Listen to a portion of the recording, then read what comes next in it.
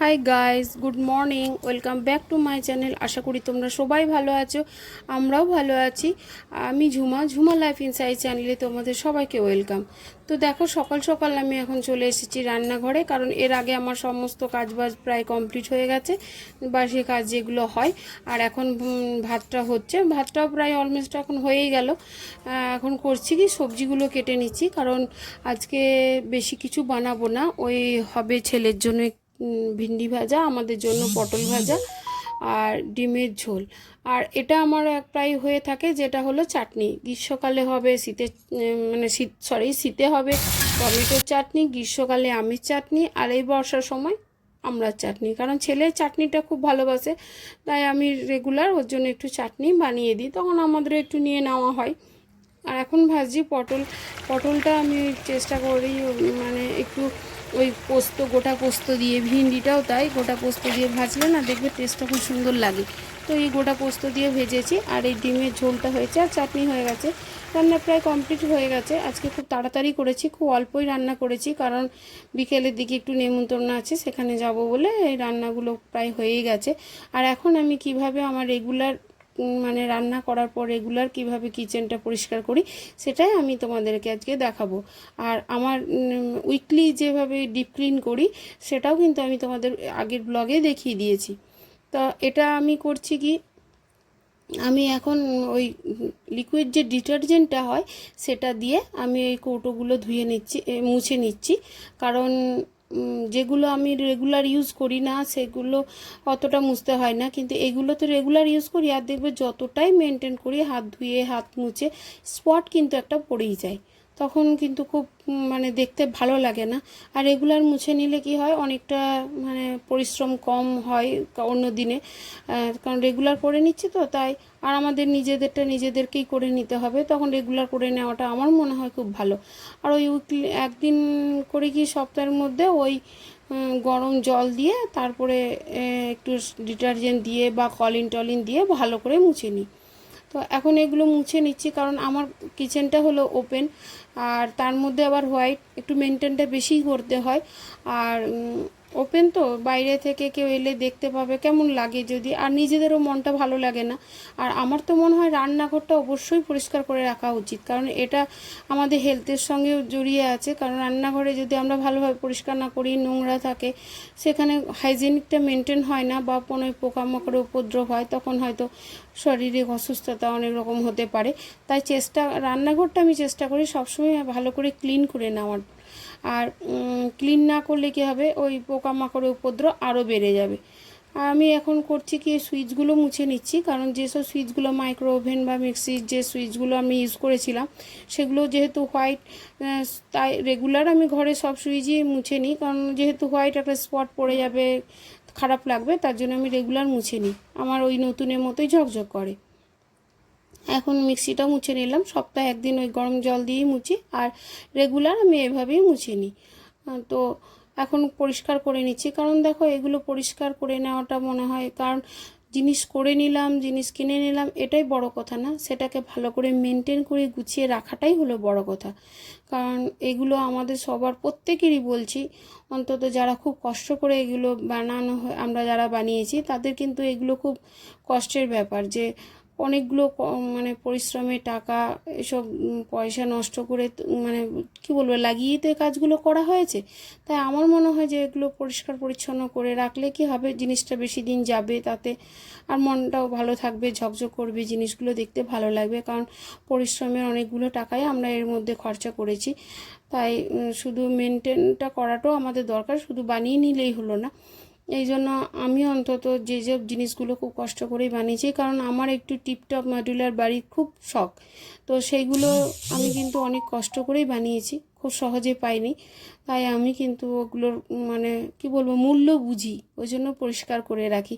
অনেকে ভালোভাবে পেও করে। আর আমার পেছনে কিন্তু দেখো, মনে হচ্ছে যেন কেউ গামছা পরে দাঁড়িয়ে আছে, কেউ নেই চেয়ারে, আসলে বাইরে বৃষ্টি পড়ছিল বলে চেয়ারে গামছাটা মেলা ছিল, সেটাই ফ্যানের হাওয়ায় উঠছিল, দেখে মনে হচ্ছে না যে পেছনে কেউ দাঁড়িয়ে আছে, কিন্তু না, কেউ দাঁড়িয়ে নেই। এমনি তোমাদের দাদাভাই ঘোরাঘুরি করছিল, কিন্তু এটা ওর নয়। আর এগুলো আমি সব রেগুলার ভালোভাবেই একটু ক্লিন করে নিই, সেভাবেই ক্লিন করে নিলাম। কারণ আমার মানে এটা আমার মনের দিক থেকেও ভালো লাগে। আর হয়ে ওই একদিনেই অনেকটা পরিষ্কার করার কোনো প্রয়োজন হয়ে পড়ে না, এখন আশা করি সবাই করে। আর আমার মনে হয় কি মডিউলার কিচেন, আগে শুনতাম যে মডিউলার কিচেন হলে খাটনিটা কম হয়। ও বাবা, এখন দেখছি মডেলার কিচেনে খাটনিটা একটু বেশি, কারণ এমনি ওপেন কিচেন যেগুলো এমনি যেমন নর্মাল কিচেনগুলো হয় সেগুলোতে হয়তো অতটা পরিষ্কার করতে নাই, মডিউলারে খুঁটিনাটি খিটখিট খিটখিট করে যেগুলো পরিষ্কার করা হয় অনেকটাই সময় লেগে যায়, আর পরিষ্কার না করলেও কেমন যেন একটু লাগে। ওই জন্য আমার মনে হয় মডিউলার কিচেনে বেশি খাটনি আছে। তো আর এই দেখো ডেলিভারি বয় এখনই আমার লিকুইড যে সার্ফটা সেটা আমি যেটা ওয়াশিং মেশিনে ইউজ করি সেটা এখনই ডেলিভারি বয় দিয়ে গেল, তো ওটাই এখন রেখেছিলাম। আর এই যে আমার অ্যাকোয়াগার্ডটা পরিষ্কার করে নিচ্ছে, কারণ অ্যাকোয়াগার্ডটা তো ওই বেসিনের কাছে ইউজ করা হয়, বা জল নিয়েছি তখন সুইচ দিয়েছি নিয়েছি, ওটাও একবার পরিষ্কার। মানে রান্নাঘরে আমার যত সমস্ত জিনিস আছে আমি সবগুলোই একবার করে হাত বুলিয়ে মুছে নিই, তাহলে কি দেখবে অনেকটাই মানে কষ্ট কম হয়। অনেক আমাদের ফ্ল্যাটে যেমন অনেকের আছে এই রান্নাঘরে জিনিস মুছামুছি করার বা ডাস্টিং করার, এমনকি আমাদের ফ্ল্যাটে এরকমও আছে আয়রন করারও লোক আছে, তাদের বাড়িতে আসে আয়রন করে তাদের জামা কাপড় করে চলে যায়। আমার ভাই অতটা সামর্থ্য নেই, আমি খুবই সামান্য মধ্যবিত্ত, তাই আমাকে নিজের কাজটা নিজেই করে নিতে হয়। এগুলো সব আমি নিজেই করি, আয়রন বলো যাই করো, এমনকি আমার কোনো হেল্পিং হ্যান্ডও নেই, আমি নিজেই করতে পছন্দ করি। শরীরও ফিট থাকে, মনও ফিট থাকে, আর কাজগুলো করা হয়। কারণ কি তুমি দেখবে একটা খেয়াল, এই কাজের মধ্যে থাকলে না মনটাও কিন্তু এই কাজের মধ্যে দিয়ে চলে যায়, তাতে কি নেগেটিভ চিন্তা ভাবনা এইসব আসে না, বা আমার জন্য কে কী বললো, কে কী আমার জন্য ভাবছে, বা আমি কারোর জন্য কিছু বিভিন্ন চিন্তা ভাবনা মাথায় বাসা বাঁধে না। কাজের মধ্যে দিয়ে অনেকটা পরিশ্রম হয়ে যায়, তারপরে একটু ফোন নিয়ে বসলাম, সবার একটু কমেন্ট টমেন্ট দেখলাম, বা সবাইকে আরও যা সব ইউটিউব দু একজনের দেখি আমি সেগুলো দেখলাম, একটু ফেসবুক দেখলাম, এইসব করতে গিয়ে টায়ার্ড হয়ে যায়, ঘুমিয়ে যায়, আবার কাজে ব্যস্ত থাকি। এটা আমার মনে হয় এটাই ভালো, কারণ ওই সারাদিনটা বসে করব কি, তখন বিভিন্ন চিন্তা ভাবনা আসবে। আর এই যে আমি মানে কি বলবো, চিমনির যে ওই যে তেলের বার্নারটা থাকে ওটা আমি কিন্তু রোজ পরিষ্কার করে নিই। তাছাড়া না ওই একবারে অনেকটা, মানে প্রথম যখন আমার চিমনি এসেছিলো, প্রায় আমার চিমনিটা প্রায় 10 বছর হয়ে গেলে, এটা নতুন লাগিয়েছে 1 বছর, কিন্তু আগেরটা যেটা ছিল আমি অতটা বুঝতাম না, পরিষ্কার করিনি। ও মা, যখন বাটি ভরে গেছে তখন সেটা পরিষ্কার করতে গিয়ে আমার চোখে জল চলে এসেছিলো। সেই থেকে আমি প্রতিজ্ঞা করেছি, না আমি রোজ ক্লিন করে দেবো, তাতে বাটি লাগলে আমি আর একটা কিনে আনবো তাও ভালো, কিন্তু আমি রোজ কিন্তু পরিষ্কার করে নিই। তাতে কি হয়, একদম কষ্ট হয় না, তাছাড়া ওই তেল চিট বসে যায়। আর চিমনিটা আমি ওই সপ্তাহে একদিন কেরোসিন তেল দিয়ে মুছে নিই, আর রেগুলার এইভাবেই মুছে নিই। আর এখানে এই যে গ্লাসটা, এটা ওই যে ওই সোফার ওখানটা গার্ড করার জন্য দিয়েছি, তো ওই গ্লাসটাও একবার মুছে নিলাম। গ্লাসটা আবার একটু ঝকঝক না করলে ভালো লাগে না, এখন এরকম মুছে আমি আর একবার কলিন দিয়ে ভালো করে মুছে নিই, কারণ তাহলে পরিষ্কার থাকে, ভালো লাগে।